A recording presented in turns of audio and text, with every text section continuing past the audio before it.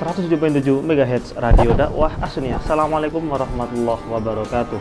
Bismillahirrahmanirrahim. Alhamdulillahirabbil alamin. Allahumma shalli ala sayyidina Muhammad wa ala ali sayyidina Muhammad nuru kasari wa madadikal jari wajma'na bihi fi kulli adwari wa ala alihi wa sahbihi yadur. Allahumma shalli ala sayyidina Muhammad wa ala ali sayyidina Muhammad amma ba'du. Ikhwati pendengar setia Radio Dakwah As-Sunniyah dimanapun Anda berada. Alhamdulillahirabbil alamin, pada kesempatan pagi hari ini bisa bertemu lagi dengan saya Sofyan Sauri, kru Radio Dakwah As-Sunniyah dalam acara yang kita nantikan yaitu BMW Menjawab. Oke, pada kesempatan pagi hari ini edisi 1 Februari 2022 bertepatnya pada hari Selasa. Sini saya akan memimpin jalannya acara BMW Menjawab pada pagi hari ini, dan yang insya Allah akan dinarasumber oleh narasumber yang telah hadir di studio Radio Dakwah As-Sunniyah. Ada Ustadz Ahmad Saifuddin yang alhamdulillah beliau sudah siap menyampaikan seputar pembahasan, yaitu soal-soal yang dibahas di dalam BMW Menjawab. Oke, untuk menyingkat waktu langsung saja kita buka acara pada pagi hari ini. Yang pertama kita awali dengan mengirimkan pembacaan tawasul kepada leluhur kita dan juga khususnya kepada muassis Pondok Pesantren As-Sunniyah, yaitu Ki Haji Zawhari Zawawi. Dan juga langsung akan disusul yaitu pemaparan tentang BMW Menjawab oleh narasumber kita. Waktu dan tempat kami persilahkan. Assalamualaikum warahmatullahi wabarakatuh. Waalaikumsalam warahmatullahi wabarakatuh. Alhamdulillahilladzi ja'alana minan nahdiyin. Allahumma shalli ala sayyidina Muhammadin minal anbiya'i wal mursalin wa ala alihi washabihi wa man tamassaku bi sunanihi wa adabihi ila yaumiddin. Amin. Rabbi shrah li sadri wa yassir li amri wahlul 'uqdatam min lisani yafqahu qawli. Ashabul fadilah hadratul kurama wal fadala, segenap jajaran ulama, wabil khusus segenap jajaran Dewan Masyayikh Pondok Pesantren As-Sunniyah, segenap jajaran Dewan Pertimbangan PAS maupun MAS, segenap jajaran kepengurusan Ahad At-Tarbiyah Al-Islamiyah As-Sunniyah, dan kepada segenap kru Radio Dakwah Sunniyah, dan kepada segenap para pendengar Radio Dakwah Sunniyah yang insyaallah selalu dalam lindungan Allah Subhanahu wa taala. Amin amin ya rabbal alamin. Kami di sini akan menjelaskan tentang hasil Badan Musyawarah Waqi'iyah, yang ini termasuk salah satu wadah musyawarah di Pondok Pesantren As-Sunniyah yang di situ banyak modelnya. Salah satunya adalah Badan Musyawarah Waqi'iyah atau disingkat menjadi BMW.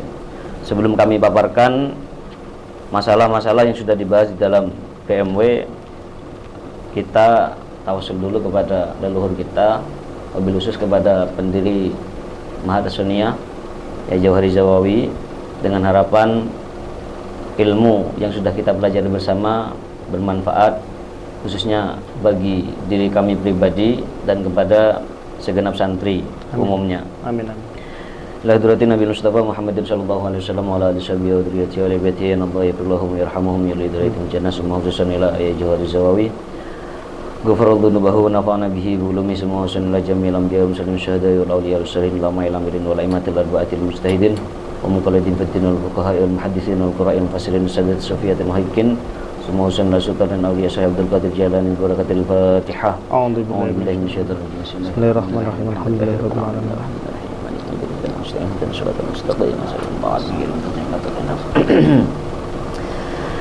Nggih. Kami di sini akan menjelaskan tentang hasil musyawarah kemarin tentang masalah masjid. Sebelum kami jelaskan, terima kasih atas waktunya Pak Moderator Sofyan Sauri. Di sini BMW menjawab tentang soal permasalahan masjid. Ada pertanyaan bahwasanya masjid itu apakah diperbolehkan dijadikan tempat vaksinasi? Sebelum kami paparkan, sebelum kami jawab langsung, kami jelaskan dulu bahwasannya masjid itu adalah tempat yang mulia. Masjid itu adalah tempat yang mulia sampai diterangkan di salah satu kitab bahwasanya masjid itu adalah tempat yang paling mulia dan tempat yang paling jelek adalah pasar. Oleh karena itu, untuk menjaga kehormatan masjid atau orang yang dipasrai untuk menjaga kehormatan masjid itu harus ada maslahat atau kebaikan yang kembali pada masjid atau kembali pada umumnya orang Islam. Oleh karena itu, di sini sampai ditanyakan bahwasanya boleh apa tidak masjid itu dijadikan tempat vaksinasi. Nah, vaksinasi itu termasuk sesuatu yang membawa maslahat apa tidak? Seperti itu. Yang kedua, ketika sudah menjadi masjid, maka barang itu sudah menjadi wakofan. Karena masjid itu pasti wakofan. Sesuatu yang sudah menjadi wakofan itu sudah menjadi milkun lillah. Miliknya sudah berpindah kepada Allah. Akhirnya timbul pertanyaan, siapa yang berhak untuk mentasarrufkan masjid tersebut? Karena di situ sudah milkun lillah, tidak ada yang bisa memiliki. Akhirnya di situ dijawab, ada nadir atau qayyim atau takmir masjid yang di situ berhak untuk mentasarrufkan apa-apa yang berada di dalam masjid. Ngaten nggih, paham nggih? Lah di situ karena nadir atau qayyim atau takmir masjid yang dipasrai untuk mentasarrufkan apa-apa yang berada dalam masjid, akhirnya karena di situ adalah milkun lillah, akhirnya nggak bisa sekarpan, Pak. Nggak bisa sekarpan karena di situ sudah miliknya Allah. Akhirnya di dalam kitab-kitab salaf atau kitab kontemporer dijelaskan ada istilah wadifatun nadir, ada wadifatul qayyim. Nadir itu bagaimana cara mentasarrufkan apa-apa yang berada di dalam masjid. Akhirnya dijelaskan di sana, nadir boleh mentasarrufkan apa-apa yang berada di dalam masjid itu harus sesuatu yang membawa maslahat atau maslahat yang kembali pada masjid atau kembali kepada umumnya orang Islam, kayak gitu. Contohnya semisal nadir itu mau membuat kegiatan. Lah kegiatan itu harus ada maslahat yang kembali pada masjid. Semisal mau membuat kegiatan pengajian, kita lihat pengajian itu ada maslahat apa enggak yang kembali pada masjid? Atau ada manfaat yang kembali pada orang Islam, ada apa enggak? Kalau ada monggo, kalau tidak ada maka tidak diperbolehkan dan hukumnya haram. Seperti itu. Nah sekarang vaksinasi gimana, Pak? Ini apa ada maslahat apa tidak yang kembali pada masjid? Akhirnya BMW menjawab di sini, bagaimana hukum vaksinasi di dalam masjid? Bukan ya, lebih ke nadirnya.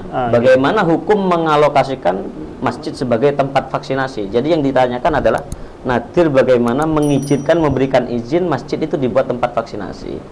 Akhirnya BMW dijawab di sini, kami kira ini adalah jawaban yang benar karena ini adalah musyawarah kesepakatan bersama yang di situ insya Allah benar sudah. Akhirnya dijawab di situ bahwasanya hukum takmir masjid, mengalokasikan masjid untuk tempat vaksinasi, di situ hukumnya tidak diperbolehkan. Kenapa kok tidak diperbolehkan? Karena di situ dijawab bahwasanya banyak sesuatu yang tidak ada maslahat yang kembali pada masjid, atau sesuatu yang dilarang di dalam Islam, atau kemadharatan yang di situ tidak diperbolehkan di dalam Islam. Contohnya semisal apa? Semisal ketika vaksin akan terjadi mengotori masjid, itu sesuatu yang sudah lazim karena yang vaksin bukan satu, Pak. Oke lah kalau semisal yang vaksin cuma satu, itu diperbolehkan semisal karena di sini jelasnya banyak, yang ditanyakan adalah banyak. Gimana ketika banyak? Maka di situ hukumnya tidak diperbolehkan karena di situ akan mengotori masjid. Yang kedua, akan terjadi membuka aurat karena di situ bukan hanya orang-orang yang paham ilmu saja, Pak. Orang-orang awam di situ banyak dan tidak memahami bagaimana hukum membuka aurat di sana. Mereka anggap membuka aurat seperti biasa, padahal di situ diharamkan di dalam Islam, kan seperti itu. Atau yang ketiga, ini yang berhubungan dengan masjid. Di dalam masjid itu gak boleh ada istilah tadjik, Pak. Ada istilah tadjik atau menyempitkan masjid. Itu hukumnya tidak diperbolehkan. Kenapa kok seperti itu? Karena masjid itu dibuat untuk ibadah. Masjid itu dibuat untuk ibadah. Lah kok masjid itu dibuat untuk selain ibadah, maka itu termasuk menggunakan masjid tidak sesuai pada pembuatannya. Termasuk wa syai'in fi ghairi mahalli. Seperti itu. Itu dijelaskan bahwasanya di dalam kitab Umdatul Mufti wal Mustafti.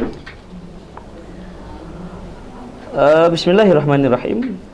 Wa qad i'tida fi ba'dil buldani iqa'u khatmil Qur'ani mathalan fil masjidi wa tafriqatul qahwati wal halwa wasimsimi wa nahwiha wa dukhulus sibyani al masjida fayaqa'u minhum takdirul masjid wa dzalika haramun syadidat tahrim. Jadi di situ dijelaskan bahwasanya banyak dari kalangan kita atau di daerah kita di situ banyak melakukan hataman Quran atau banyak anak kecil yang masuk ke dalam masjid, yang di situ menyebabkan takdirul masjid atau mengotori masjid, dan di situ diterangkan di sini sangat haram, Pak. Sangat diharumkan yang seperti itu. Oleh karena itu di sini BMW menjawab bahwasanya bagaimana hukumnya takmir mengalokasikan masjid sebagai tempat vaksinasi. Hukumnya takmir haram mengalokasikan masjid untuk tempat vaksinasi karena di situ ada darurat, ada madarat yang tidak diperbolehkan di dalam Islam, atau sesuatu yang diharamkan di dalam Islam dan tidak ada maslahat yang kembali masjid. Kami kira seperti itu untuk hukumnya mengalokasikan masjid sebagai tempat vaksinasi. Oke. Terima kasih atas pemaparan soal yang pertama. Jadi kalau mungkin yang bisa saya tangkap dari Bapak narasumber, menimbang pertanyaan bagaimana hukumnya mengalokasikan masjid sebagai tempat vaksinasi dan tempat isolasi bagi pasien. Jadi jawabannya menurut kesepakatan hasil musyawarah BMW, Badan Musyawarah Waqi'iyah di Pondok Pesantren As-Sunniyah, hukumnya haram. Menimbang dari kegiatan tersebut menimbulkan beberapa kegiatan atau beberapa keadaan yang di situ menurut syariat dilarang, seperti halnya membuka aurat atau yang lainnya, seperti yang disampaikan oleh Bapak narasumber tadi. Oke, terima kasih atas jawabannya. Saya kira sudah cukup dan juga jelas. Tapi sebelum kami lanjutkan pembahasan pada pagi hari ini mengenai seputar masjid, ini masih ada pertanyaan kedua, yaitu bagaimana hukum orang muslim masuk di dalam masjid hanya dengan tujuan ingin melakukan vaksinasi. Sebelum kami bahas, alangkah baiknya kita jeda dulu sejenak. Untuk Ikhwanwati, jangan kemana-mana, tetap stay bersama kami di 107.7 MHz Radio Dakwah As-Sunniyah. Pesan-pesan berikut ini.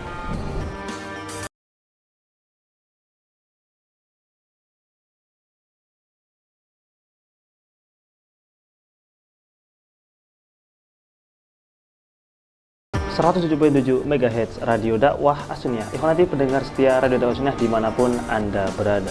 Terima kasih masih tetap setia bersama kami di channel 107.7 MHz dalam acara BMW Menjawab edisi Selasa 1 Februari 2022.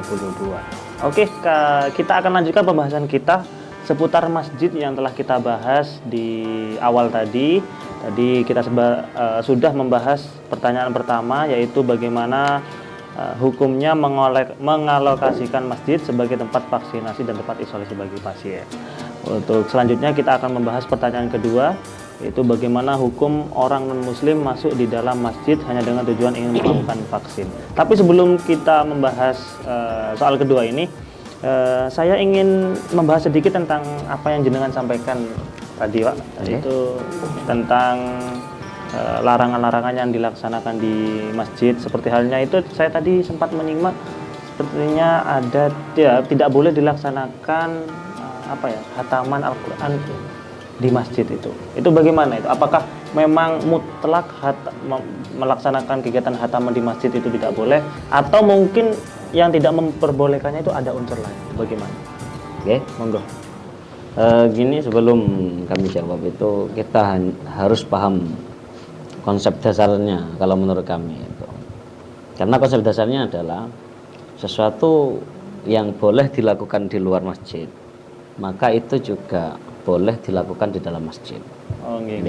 Jadi saya ulangi, sesuatu yang boleh dilakukan di luar masjid itu maka boleh dilakukan di dalam masjid dengan syarat itu sedikit. Seperti halnya contoh makan, itu boleh di luar masjid, maka makan di dalam masjid pun boleh. Oh, juga boleh. Boleh. Minum di luar masjid, maka boleh di dalam masjid. Menjahit di luar masjid, maka menjahit di dalam masjid pun boleh. Itu adalah konsep dasarnya. Lah sekarang hataman Quran gimana? Seharusnya boleh. Karena khatmil Quran di luar masjid itu hukumnya boleh, bahkan sunnah. Bahkan di situ hukumnya baik. Tapi lantas kenapa kok di dalam kitab Umdatul Mufti wal Mustafti di situ dikatakan hukumnya haram khatmil Quran? Kenapa kok seperti itu sampai bisa diharamkan? Atau di situ penyediaan kopi atau permen di sebagian daerah, itu kenapa kok diharamkan? Seperti kebiasaan kita ketika pas Ramadan, itu kan biasanya kita hataman di masjid dan banyak yang menyediakan kopi, makanan, ilahi, semuanya itu bentuk-bentuk mamiri yang seperti itu banyaknya. Itu bagaimana? Apa kita mutlakkan haram? Enggak. Oh, mboten nggih. Jadi enggak mutlak. Jadi enggak mutlak haram. Oh, nggih. Jadi khataman Quran secara asal di luar masjid hukumnya boleh, maka secara konsep dasar dia seharusnya boleh di dalam masjid dan hukumnya sunnah bahkan. Dianjurkan. Dianjurkan. Nggih. Tapi kenapa kok hukumnya haram di sini? Itu maksudnya adalah khatmil Quran yang di situ membuat takdirul masjid atau mengotori masjid. Oh, ada unsur mengotorinya itu yang tidak diperbolehkan. Nggih. Sama dengan vaksinasi tadi. Kenapa kok vaksinasi di dalam masjid tidak diperbolehkan? Karena nanti akan ada unsur-unsur yang lain seperti hanya ikhtilatur rajul wan nisa, campurnya orang laki-laki dan perempuan, atau kasful aurah, membuka aurat. Yang ketiga takdirul masjid, mengotori masjid. Ilahi banyak sesuatu yang menyebabkan di situ hukumnya diharamkan. Sama dengan khatmil Quran. Kalau memang khatmil Quran di situ bisa diyakini nantinya tidak dapat mengotori masjid, semisal hanya khatmil Quran atau menyediakan makanan dan di situ takmir masjidnya bisa menjaga semua orang-orangnya, bisa menjaga termasuk ahli ilmu dan paham bagaimana cara memuliakan masjid, maka tidak apa-apa, gak masalah sama sekali. Tapi kenapa kok diharamkan di situ? Yaitu penyebabnya adalah takdirul masjid. Di dalam kitab Ihya kan dijelaskan di situ, wa minhu ma huwa mubahun kharijal masjid kal khiyatah wa bai'il adwiyah wal kutub wal at'imah fahada fil masjid aidan la yahrum illa bi'aridin, seperti itu. Jadi sesuatu di situ seperti halnya menjahit, menjual atau melakukan transaksi di dalam masjid, hukumnya boleh. Karena di luar masjid boleh, maka di dalam masjid hukumnya diperbolehkan. Tapi itu dengan syarat kilah sedikit. Kalau makan sampai di situ tadyikul masjid, satu desa dibawa ke masjid semua misal, ya maka hukumnya nggak boleh karena di situ banyak. Atau di situ menjahit, ya kalau menjahit sendiri nggak apa-apa. Tapi kalau kamu sampai buka konveksi di sana, maka hukumnya tidak diperbolehkan. Seperti itu. Ngaten nggih? Nggih. Oke. Jadi alasan yang mendasari khataman Quran di masjid itu tidak boleh mungkin karena ada unsur eksternal ya yang berupa mengotori masjid itu. Jadi kalau Ikhwan Hati mungkin mengadakan acara khatmil Quran entah itu di masjid atau yang selainnya ya seperti musola, selama tidak mengotori masjid atau musola ya hukumnya diperbolehkan saja, karena konsepnya menurut Bapak narasumber tadi, selama perkara yang diperbolehkan dilaksanakan di luar masjid, maka dilaksanakan di dalam masjid itu boleh asalkan sedikit ya, seperti itu. Oke. Jadi semoga bisa dipahami bareng-bareng ya. Jadi mungkin kita nggak salah paham, mungkin kalau semisal nemu ibarat atau apa kok mungkin kita memahami pokoknya haram, nanti kita langsung melarang orang melaksanakan kegiatan-kegiatan di masjid, haram, hukumnya tidak boleh. Itu ternyata tidak bolehnya ketika memang ada unsur menyempitkan masjid dan juga unsur mengotori masjid terutama. Oke, terima kasih. Untuk selanjutnya lanjut kita bahas ke soal kedua nih. Jadi soal ini mungkin muncul atau timbul dari soal yang pertama, bagaimana hukum orang non-muslim masuk di dalam masjid hanya dengan tujuan ingin melakukan vaksin? Atau mungkin ini bisa dijawab dengan yang lainnya, Ustaz. Terserah, mungkin bukan vaksin, pokoknya orang non-muslim masuk ke dalam masjid itu bagaimana hukumnya? Alhamdulillah untuk soal ini, alhamdulillah kami kemarin hadir membahas ini. Bagaimana hukum orang non-muslim masuk di dalam masjid hanya dengan tujuan ingin melakukan vaksin? Kenapa kok sampai terjadi pembahasan non-muslim masuk ke masjid? Karena memang untuk di Indonesia itu orang Islam itu terlalu maksudnya toleransi dengan orang non-muslim itu biasa, dalam artian dia bergaul dengan non-muslim, ikhtilatul muslim dengan kafir itu biasa di Indonesia. Oleh karena itu sampai vaksin pun di dalam masjid pun itu akan terjadi masuknya orang Islam, masuknya orang kafir di sana. Karena semua warganya itu gak semuanya Islam, ada orang kafir. Dan yang divaksin ya bukan orangnya Islam saja. Bukan orang Islam saja, semuanya orang kafir juga divaksin. Nah sekarang kalau di dalam agama Islam, dalam syariat Islam, orang kafir masuk ke dalam masjid itu jadi masalah. Oh, jadi masalah. Ya, jadi masalah bukan.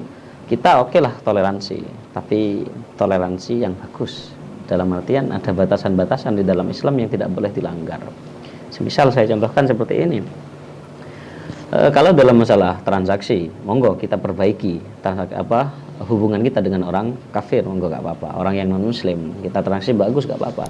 Tapi kalau masalah agama, semisal kita disuruh mendatangi gereja, semisal untuk menghadiri ila akhirih, maka di dalam syariat Islam masih diperinci dengan persyaratan yang ketat orang Islam itu tidak diperbolehkan masuk ke dalam gereja kecuali nanti ada persyaratan-persyaratan ketat yang harus dipenuhi.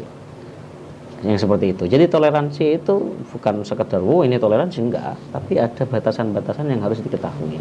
Nah, sekarang seperti itu juga, bagaimana orang non muslim masuk ke dalam masjid di situ? Maka di situ juga dijawab, orang non muslim masuk ke dalam masjid itu diperinci. Ada syarat-syarat khusus. Yang pertama, semisal harus ada izin dari orang Islam. Yang kedua, harus ada maslahat yang kembali kepada orang Islam memang, atau ada maslahat yang kembali pada masjid. Itu harus yang seperti itu. Dari dua syarat. Nah, ada dua syarat ini.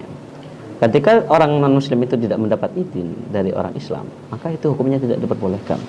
Nah, kenapa kok sampai muncul persyaratan harus izin dari orang Islam? Karena gini, tidak memungkinkan bahwasanya nanti orang non muslim ketika masuk ke dalam masjid, nantinya dia akan meneliti kejelekan-kejelekan orang Islam. Itu yang ditakutkan. Akhirnya persyaratan sangat ketat di situ, persyaratan paten bahwasanya orang non muslim harus izin kepada orang Islam untuk masuk ke dalam masjid. Itu pun karena ada hajat nantinya. Gak boleh kalau gak ada hajat. Itu karena nantinya sadad dara'i untuk menutup kemungkinan bahwasanya orang non muslim akan meneliti semua apa yang menjadi kesalahan-kesalahan orang Islam. Dan itu hukumnya tidak diperbolehkan seperti itu. Akhirnya di situ bagaimana hukumnya? Orang muslim masuk dalam masjid hanya dengan tujuan ingin melakukan vaksinasi? Jawaban di situ hukumnya tidak diperbolehkan. Kenapa? Karena di situ tidak sampai pada taraf hajat. Melakukan vaksin di dalam masjid bukan termasuk hajat. Kenapa? Karena vaksin masih bisa dilakukan di tempat lain gitu loh. Selain masjid masih banyak, sangat banyak. Kecamatan ya banyak di situ, kecamatan, kepala desa di situ banyak tempat-tempat yang lebar atau di lapangan. Lah untuk apa melakukan di dalam masjid? Kan nggak ada gunanya. Nah, akhirnya di situ jawabnya jelas haram. Haram orang non muslim masuk ke dalam masjid karena tempat vaksin masih bisa dilakukan di tempat lain dan ini masih belum sampai pada taraf hajat yang memperbolehkan orang non muslim masuk ke dalam masjid. Mungkin seperti itu. Betul.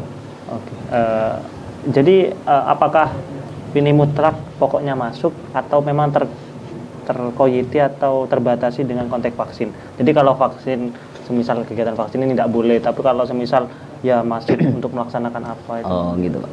Gini Pak, intinya gini ya, seperti yang saya terangkan tadi, intinya ada hajat. Orang non muslim masuk ke masjid intinya ada hajat. Semisal orang non muslim dia ingin mendalami syariat Islam, dia ingin tahu agama yang benar apa. Akhirnya dia masuk ke dalam masjid untuk mendengarkan ceramah-ceramah, tausiah supaya dia tahu bagaimana Islam itu. Nah, yang seperti itu hukumnya boleh. Oh, itu seperti itu yang diperbolehkan.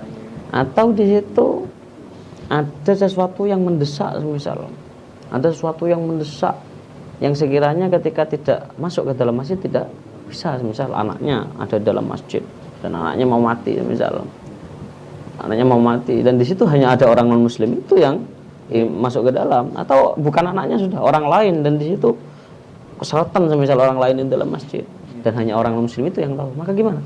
Monggo gak apa-apa, lil hajah yang seperti itu. Tapi kalau gak lil hajah maka tidak diperbolehkan. Ujuk-ujuk masuk. Ujuk-ujuk masuk gak boleh seperti itu. Oleh karena itu kan vaksin, saya katakan tadi ini bukan hajat karena di situ masih bisa dilakukan di tempat lain. Kalau mungkin nanti tidak ada tempat lain, semisal gak ada tempat lain cuma masjid, ya monggo, itu juga termasuk hajat mungkin seperti itu. Seperti itu. Ngaten ya? Untuk orang Islamnya tadi yang jenengan sampaikan tadi kan juga tidak boleh masuk ke gereja. Itu apakah juga berlaku untuk semua tempat ibadah non muslim seperti itu? Enggak, gini.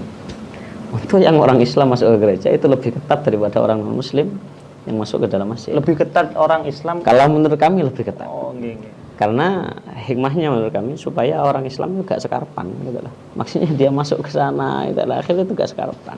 Contohnya semisal kemarin itu juga dibahas di PMW itu bagaimana hukumnya seseorang masuk ke gereja, bagaimana hukumnya seorang ibu masuk ke gereja untuk menghadiri pernikahan anaknya, kan gitu kan?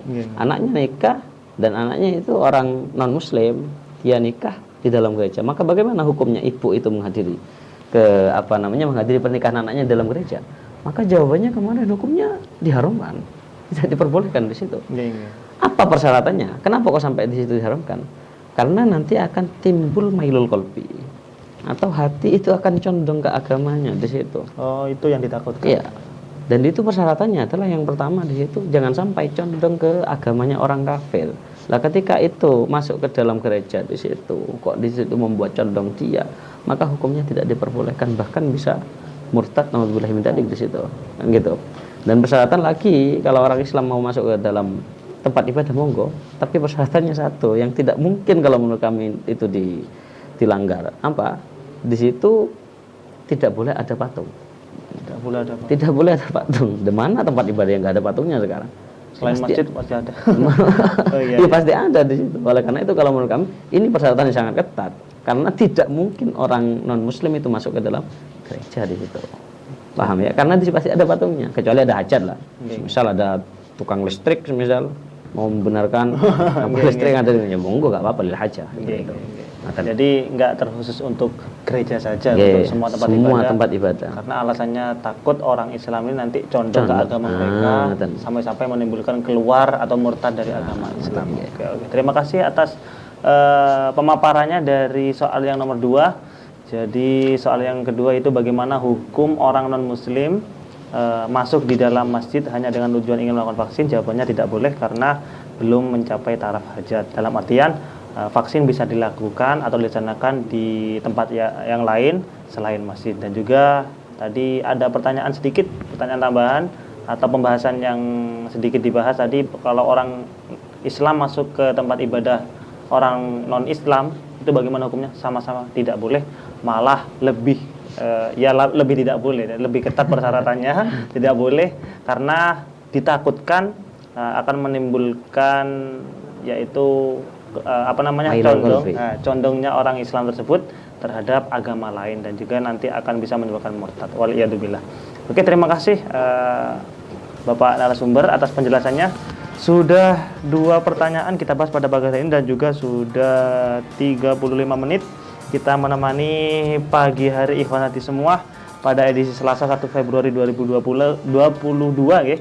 Ini pertemuan pertama kita di tahun ini, semoga bisa istiqomah dan juga terus diberikan lancar acaranya, dan juga untuk Bapak narasumber semoga diberi kesehatan agar bisa terus barengi kita juga, khususnya barengi para pendengar Radio Dakwah Sunnah untuk menyampaikan ilmu-ilmunya kepada kita semua. Amin ya rabbal alamin. Untuk acara yang terakhir yaitu penutup. Jadi sebelum ditutup, alangkah baiknya kita akhiri acara pada pagi hari ini dengan pembacaan doa yang akan dipimpin oleh Bapak narasumber. Monggo, waktu dan tempat kami persilakan.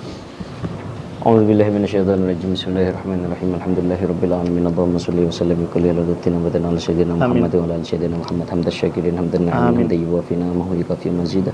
Ya rabbana lakal hamdu kama yanbaghi li jalali wajhika wa 'azimi sultanik subhana rabbiyal 'aliyyil 'alal wahhab. Allahumma anfa'na bima 'allamtana wa 'allimna alladhi yanfa'una rabbi zidna ilma warzuqna fahma wa hdina siratal mustaqim. Allahumma arzuqna fahman nabiyyin wa hifdzal mursalin wa ilhamal malaikatil muqarrabin.